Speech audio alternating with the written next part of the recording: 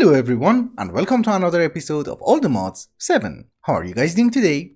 How's life? In between the episodes, I did a ton of mining, and I found something of interest which I thought we explore together. A cave. No, it's this side. It's a massive mine. It's not just massive, it's super massive. I mean, take a look at it on the map. But essentially, I'm just here for gathering some resources, and then we will go home. Rails are going to be very important. You know, if you get lucky and find one of these early on, you don't need to go mining ever again. Because you know, I just walked 30 blocks and look. I have cleaned up the entire place, and this was ridiculous. When I started the episode, I had maybe half a stack of iron and gold, and now look. I remember specifically that I had 10 diamonds because I was making shovels for Mahu, and well, now we have 500. This place was great.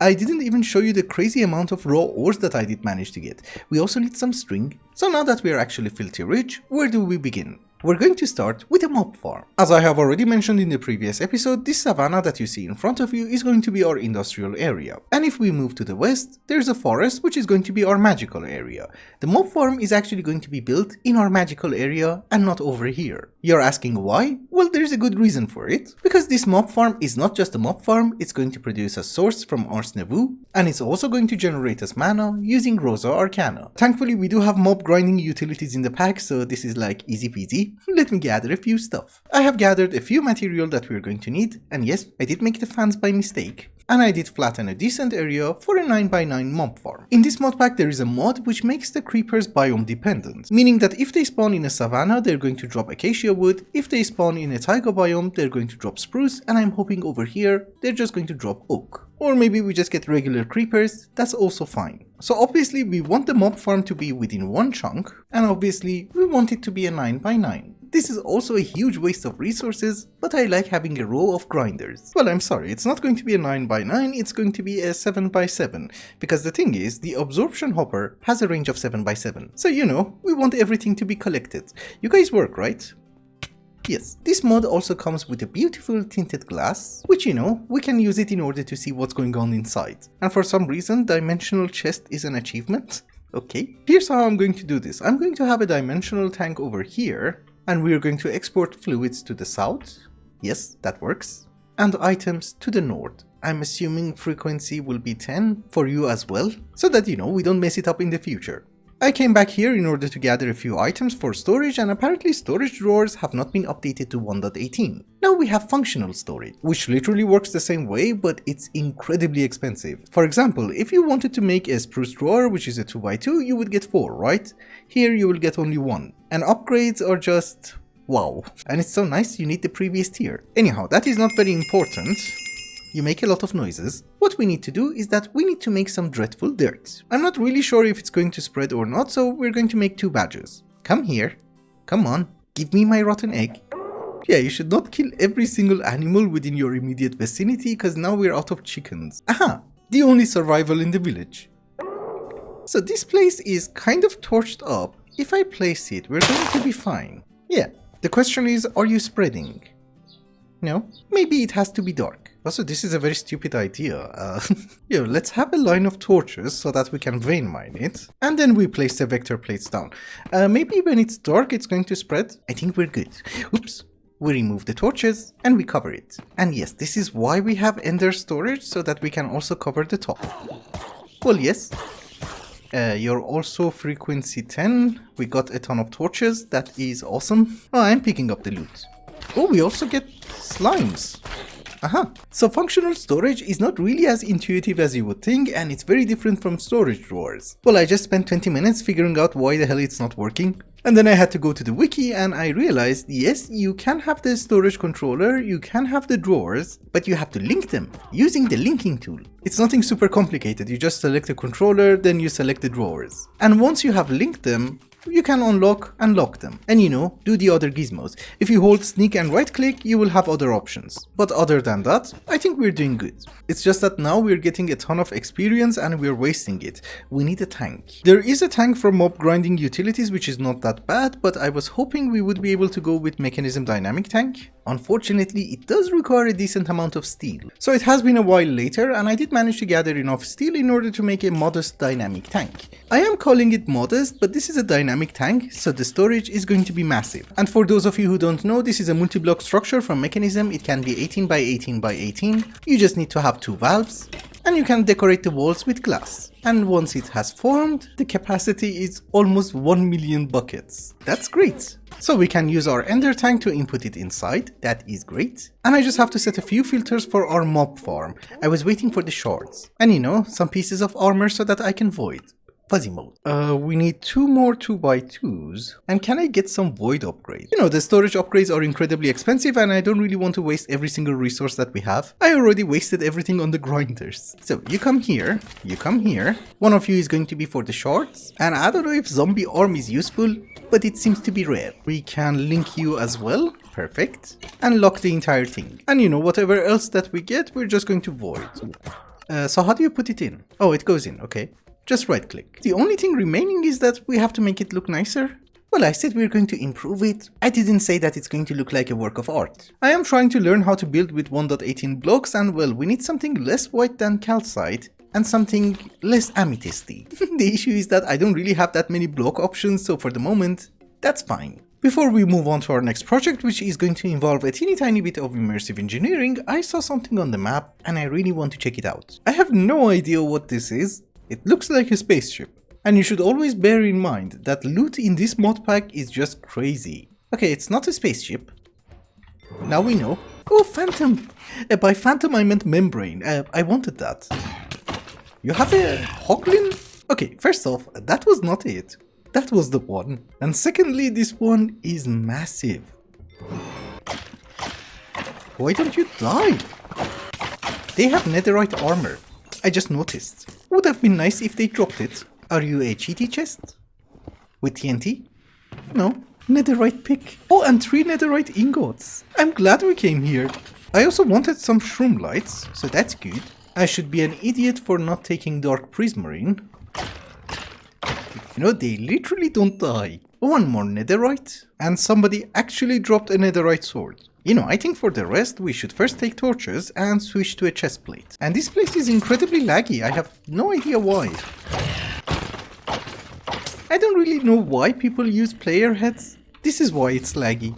But this one is a hamburger. Well, I have been looking for the super chests, and this is not the one. Ah, they also drop player heads. Well, that does explain the lag. A lot. Well, now that we're done with it, I thought we might as well let it burn. And besides, if we exclude my frame rates, it makes for a nice ash farm. I mean, I'm not going to complain because if I wanted to find some netherite, it would have taken a much longer time. I think we got like 7 or 8 ingots, which is great. I also needed some treated wood. Good.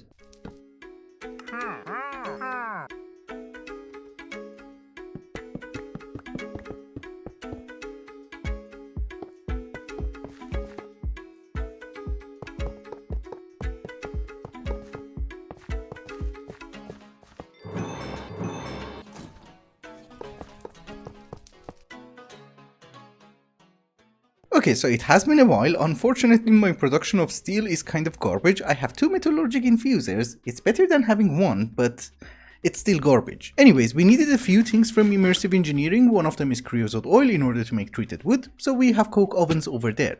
It's nothing super complicated, we just have 3 coke ovens, we give them coal, they give us back coal coke, and some creosote oil. There is supposed to be piping down here, which actually none of it works, except the fluid pipe. I have to fix that, I know. But that fluid pipe is connected to an assembler, which we are going to use in order to make treated wood. It's just that I forgot to take 1 bucket out before I connect it, so yeah, we're waiting for that last bit of coal coke. Yes. Finally 1 bucket. The good thing about the assembler from immersive engineering is that you can give it a pattern and you can also include fluids. For some reason it's very laggy. Apparently when you set the pattern it's very laggy, but we are getting treated wood. You might also notice that we needed a lot of sheet metals, so I did make some metal presses. Not all of them are functioning, 2 of them are for metals, 1 of them is for rods, and well, the other ones are just under construction. And I'm using a solar panel in order to power them. For the moment. So that takes care of treated wood, plates, and we have another assembler over here for concrete. What is the power?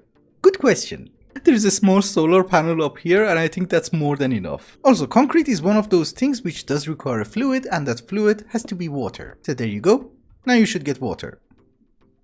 Very good. I actually forgot how to make concrete. Okay, so it's 4 sand, 2 gravel, 2 clay, and a bucket of water. Yes. We also need to have an output chest for it, but for the moment that's not bad.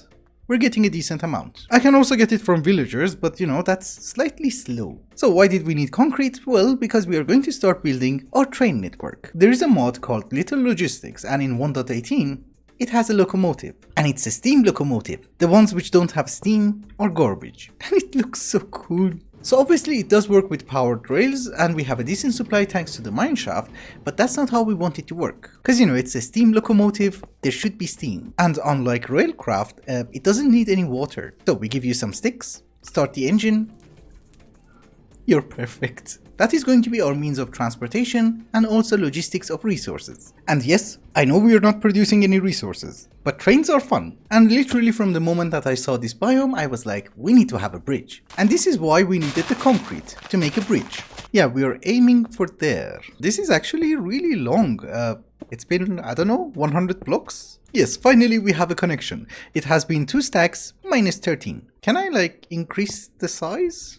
Just a bit? And just to clarify something, due to shortage of resources, this episode it's just going to be a floating bridge. Cause I don't think there's any way in the world that I can make all the metals and all the concrete that I need in order to make the pillars. Oh, you make smoke? You're amazing. So the grand plan is that we're going to have different farms at different locations and they're going to be connected by trains. And yes, in this playthrough, we're just gonna do stupid things. Progress is irrelevant. It just has to be a teeny tiny bit fun. So we are going to lay some tracks and we are going to do that on top of gravel. I think that's also how they do that in real life and I don't really know why. YouTube once recommended a video to me that why is it put on gravel, and I was like, nah, I don't want to know. And I do regret my decision. Also for obvious reasons, we are going to have 2 tracks. Otherwise I think the trains are just going to hit each other. In Little Logistics they're not actually going to hit each other, but you know what I mean. That is a crazy amount of tracks. Today we're just going to figure out the basics, we're not going to do anything complicated. Cause I did notice a few things which can actually be really fun. But I don't really have the resources to implement them, so for the moment we're just going to learn how to load and unload cargo. So I think this part of it works exactly like railcraft. This is called locomotive docking rail and it should stop the locomotive. And this one is a docking rail for train carts. I believe this is on input, and if we sneak and right click, it's on output. Meaning that I can put items inside the minecart or take it out. So we're going to give you some dirt and you're going to get some sticks. And what we want to do is that we want to extract that dirt over here. So you're going to be on output. So how do we want to do this? We're going to have the locomotive, then a chest cart, and then 1 minecart for me. And I think we have to link them using chains. Like so, that seems to work.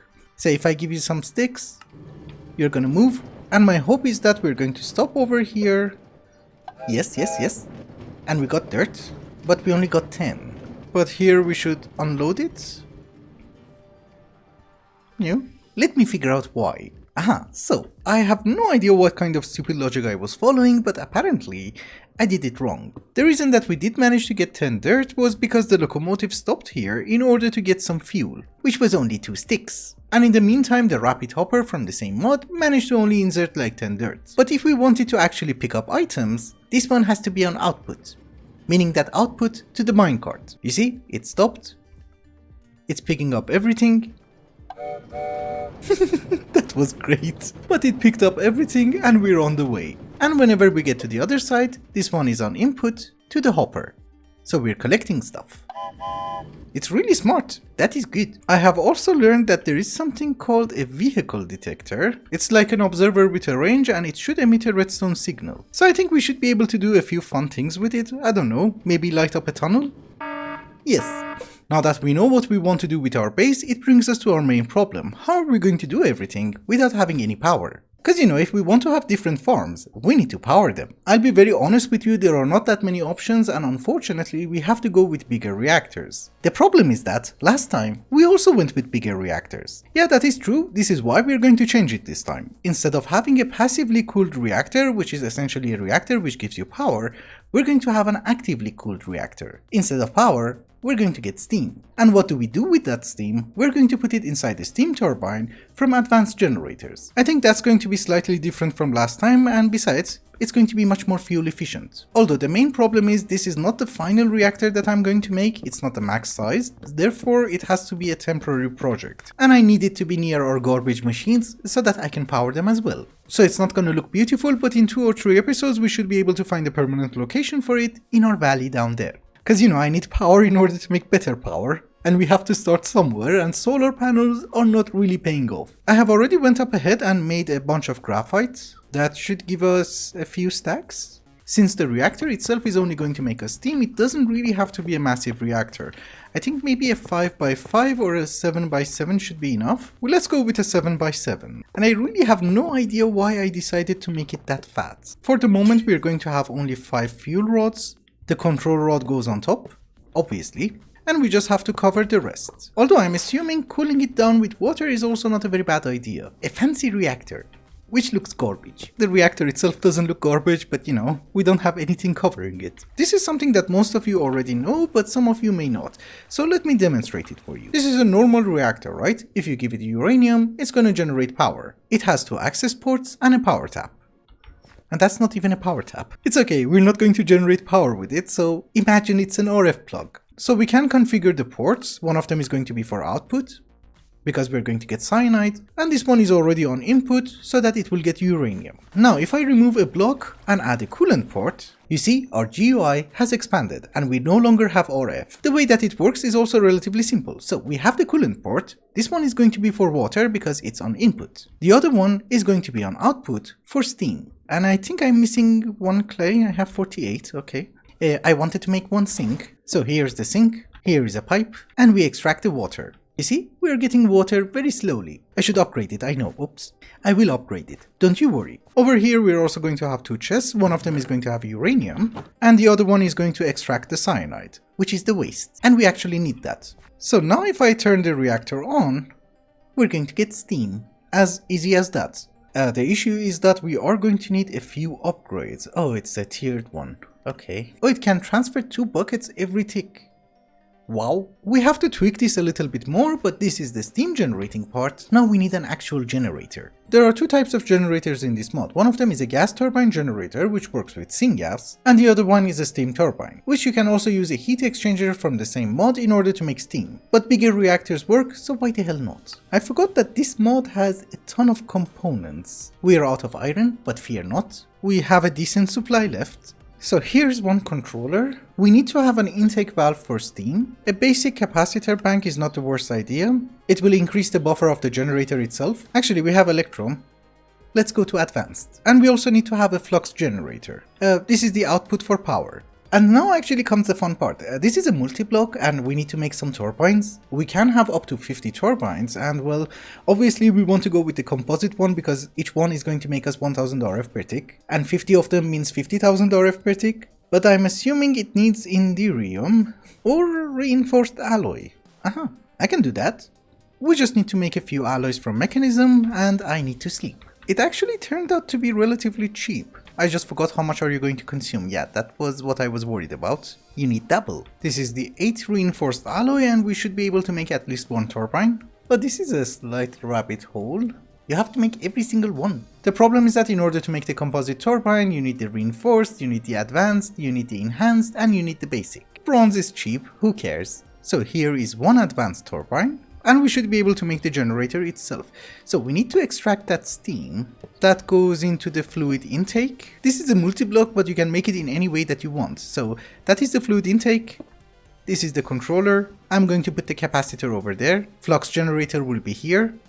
This is where we will get our power. And we can put the turbines anywhere we want, on the side. So now if we extract the steam, we're getting 100 RF per tick. The transfer rate is garbage.